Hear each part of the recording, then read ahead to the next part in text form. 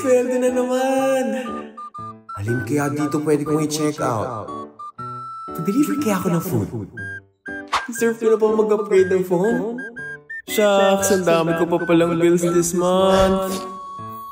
May bayarin pa ba? Kasi di na lang ako kakain. On a serious note, saan nga ba napupunta ang sweldong pinagtrabahuhan mo?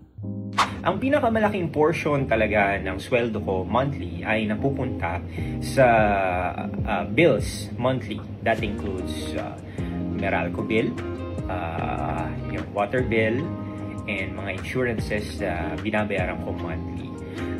Also, malaking portion ng sweldo ko monthly napupunta sa mga bayarin ko ng credit card.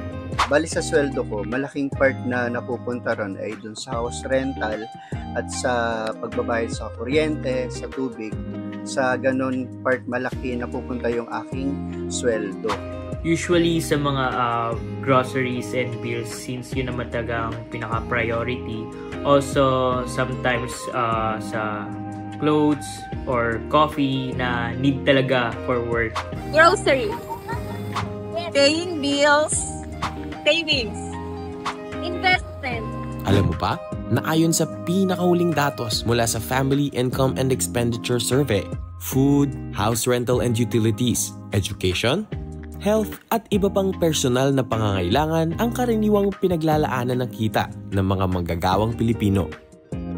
Kaya naman sa patuloy na pagtaas ng presyo ng mga bilihin, mahalagang matutunan ang pagtitipid at pagbabudget ng ating mga kita.